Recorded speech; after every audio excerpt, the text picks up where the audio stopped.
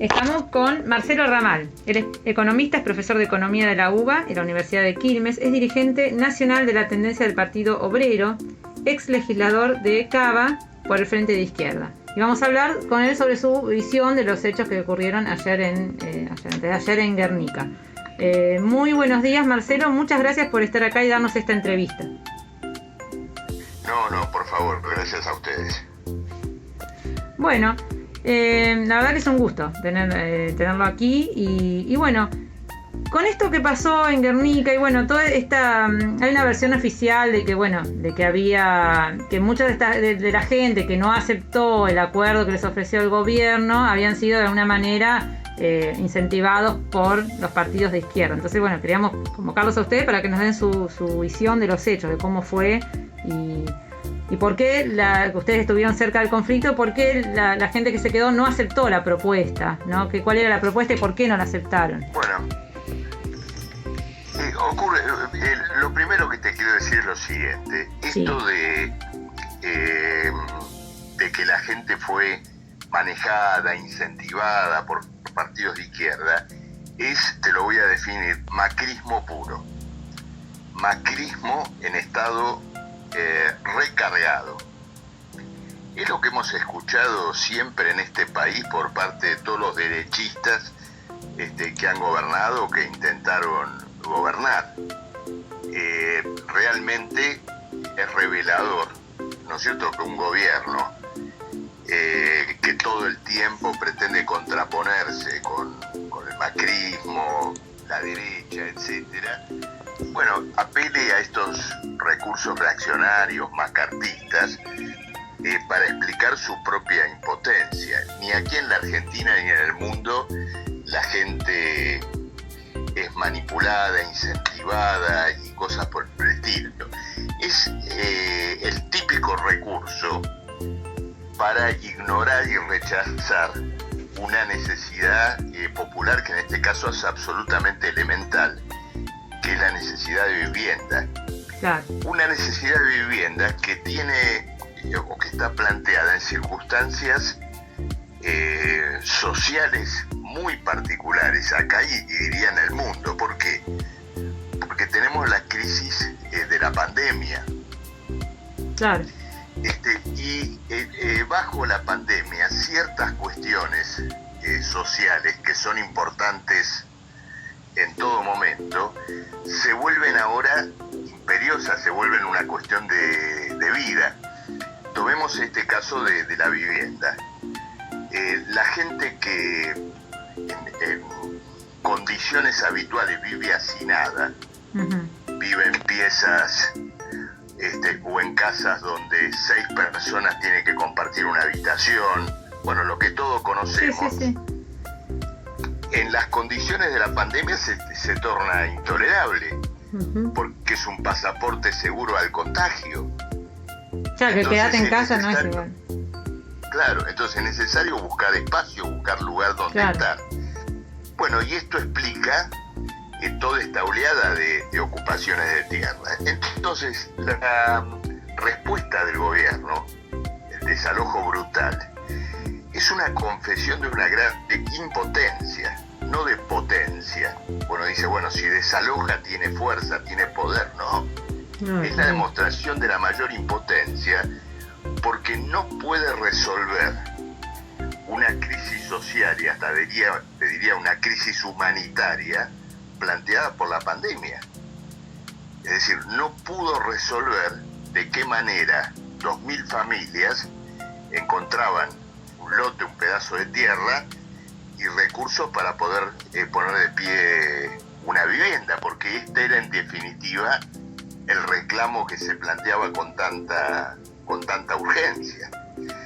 Entonces creo que es un enorme fracaso del gobierno y es el fracaso en poder manejar una crisis como esta, la crisis de la pandemia, con una orientación favorable a la población trabajadora.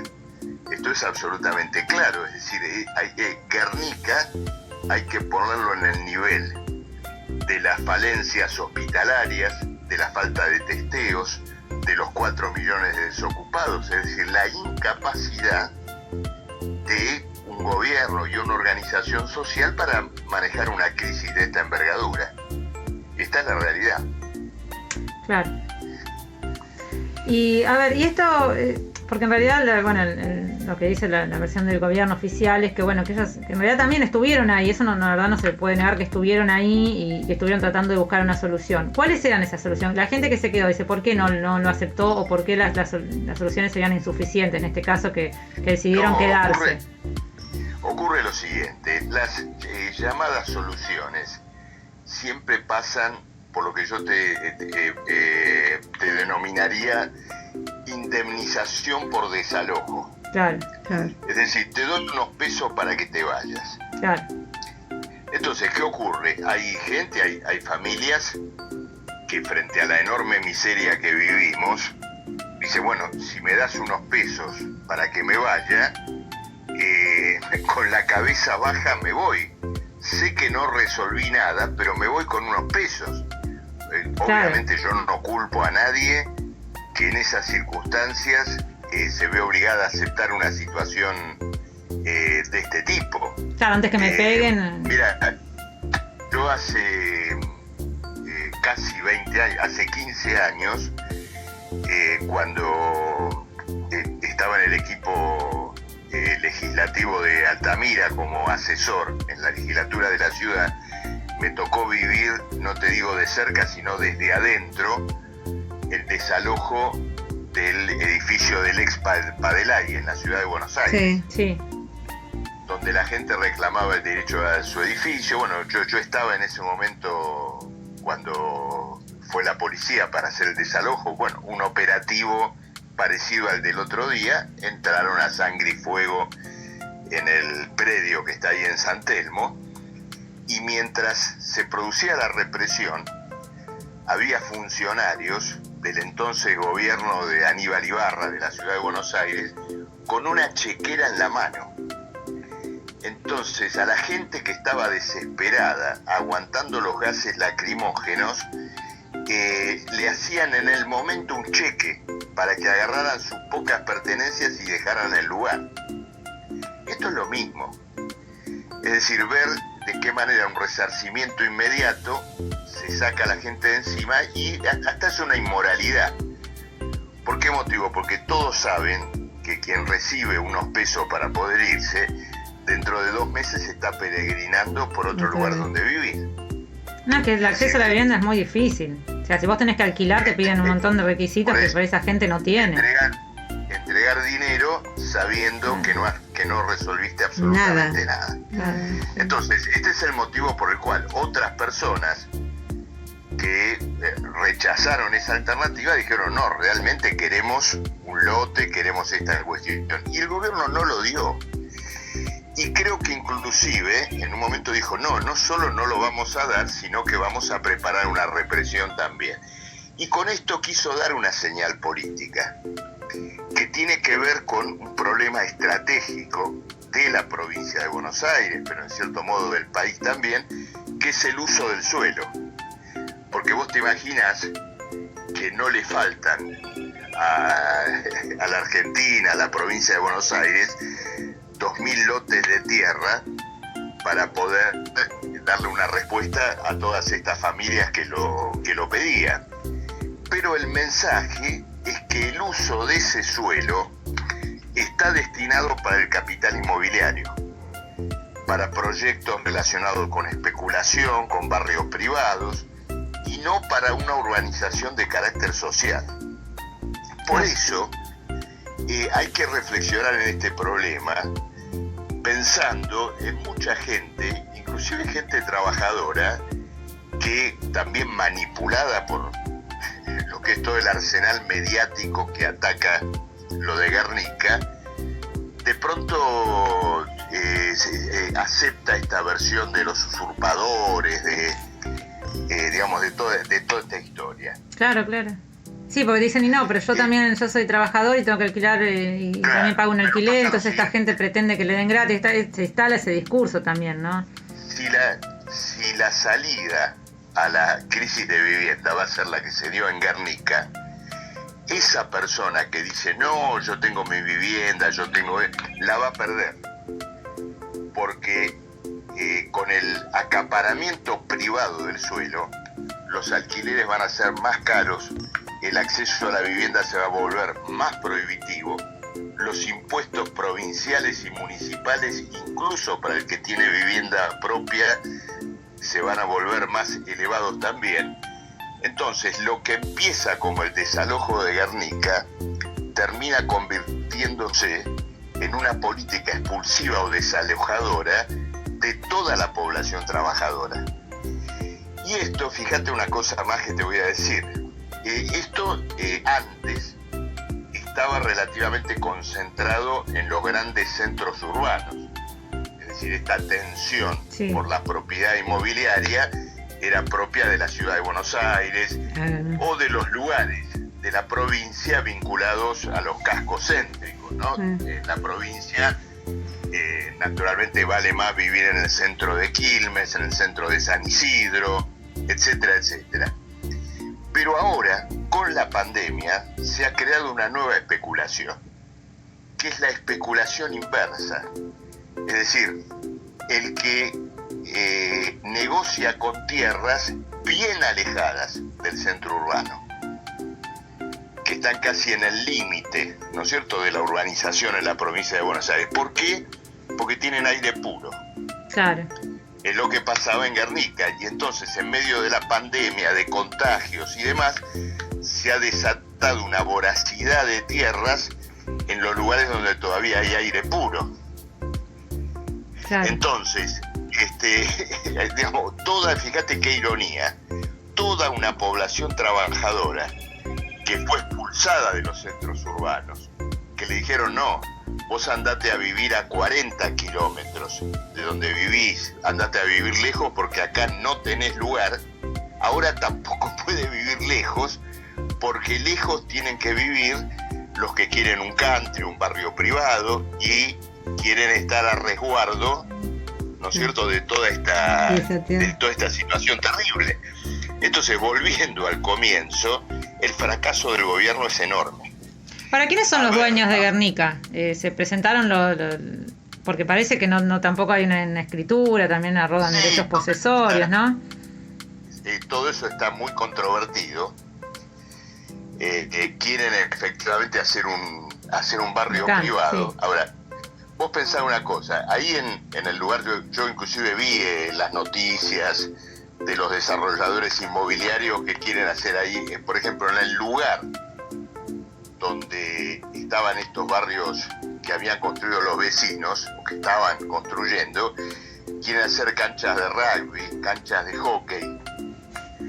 Ahora, si vos ves los alrededores de la toma de Guernica, bueno, son barrios terriblemente precarios. Sí, son precarios. Sin espacio, sin agua, sin cloacas.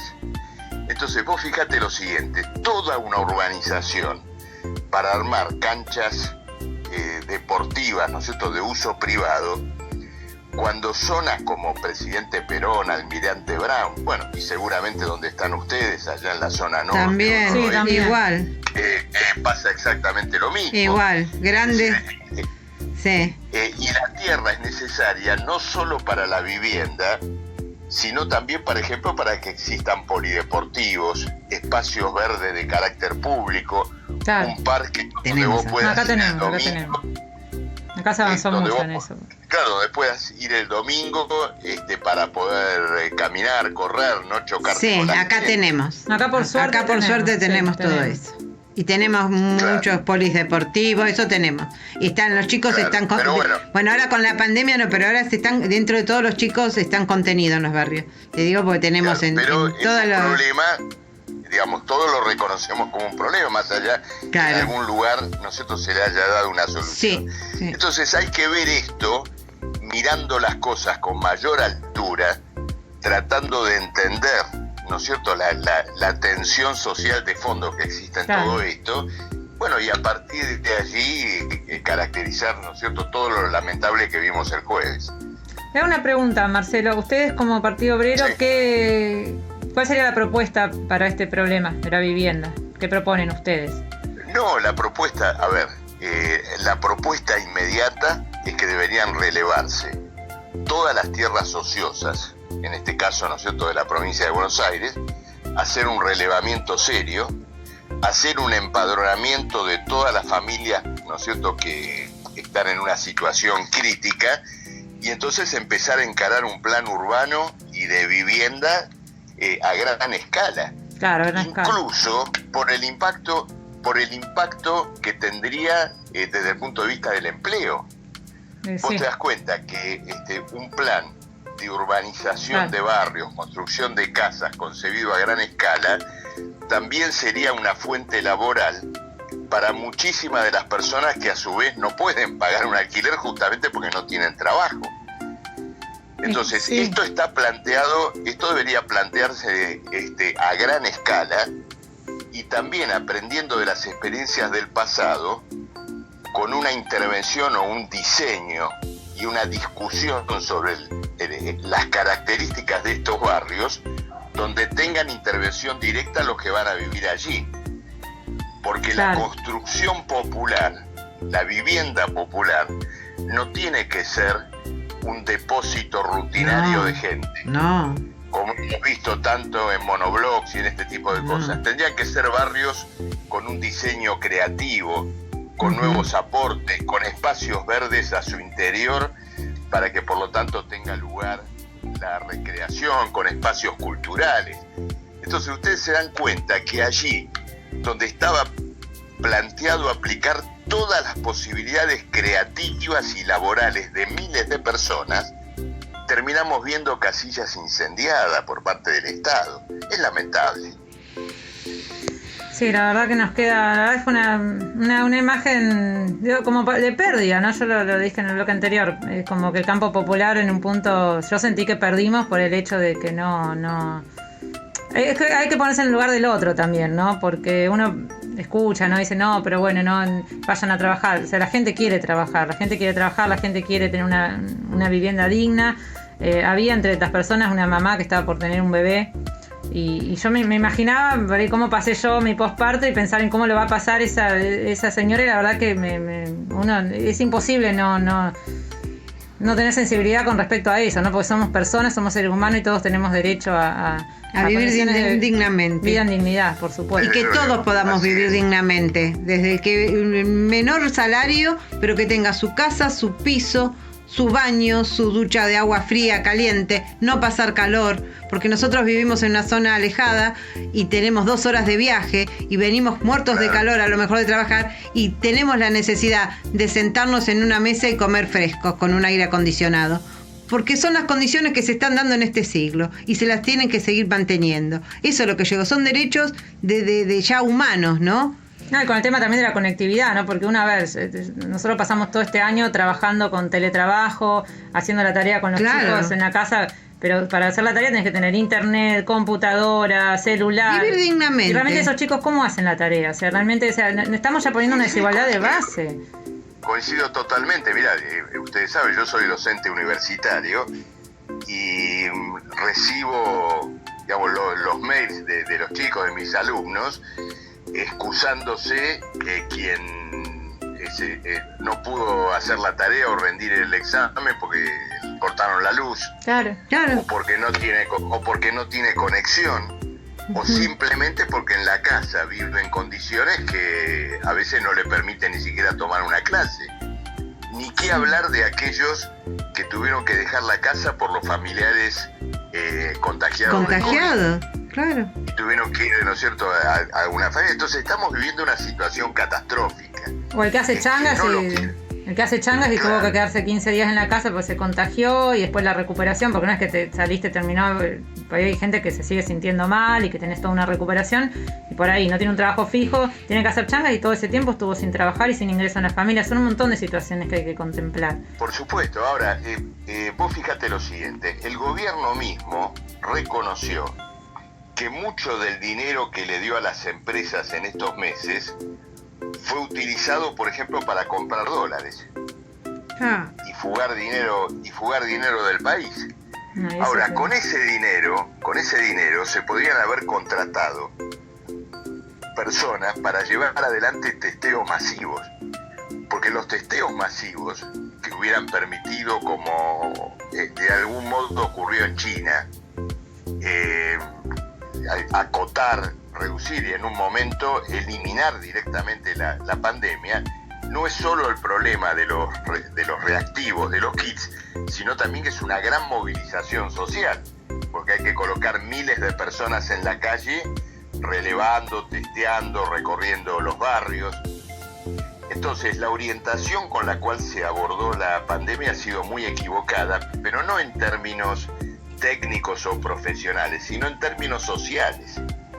Es decir, salud, vivienda, educación, la emergencia real que estaba planteada para la mayoría de la población no se atendió. Y mientras tanto se dieron gigantescos recursos a las empresas que el propio gobierno terminó reconociendo que, bueno, fueron utilizados para llevar adelante maniobras especulativas. Terrible. Es decir, no se rescató al trabajo, no se rescató a la humanidad, se rescató al capital.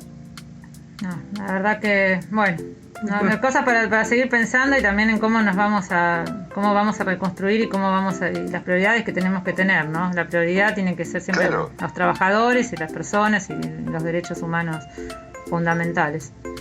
Por supuesto, digamos, lo último que perdemos es la capacidad de reflexión, porque esa capacidad de reflexión nos da una fuerza para transformar todo esto, que es lo que tenemos que hacer. No, por eso también la idea de convocarlos a ustedes, porque realmente se escuchó, a mí no, a ver, uno puede tener coincidencia con determinado político, con determinada orientación política, pero uno tiene que escuchar todas las campanas y realmente esto a mí personalmente no me cerraba eso, no, porque fue la gente incentivada por la izquierda, no, bueno, vamos a escucharlo, por eso le damos voz a ustedes y también, bueno, siempre también reconocerles que siempre están ahí en los movimientos sociales, con los trabajadores y acompañando y bueno, y está bueno que esto también se conozca y se dé saber. Bueno, muchas gracias. Le agradezco muchísimo, Marcelo, por esta entrevista, por tomarte tu tiempo y bueno. Por favor, cuando quieran, me llaman y conversamos. Bueno, no será un placer. Será un placer y que nos unan las diferencias. Bueno, me parece muy bien. Les mando un gran saludo. Un saludo para vos y para tus compañeros. Hasta luego. Adiós. Bueno, estamos terminando esta entrevista. Estamos hablando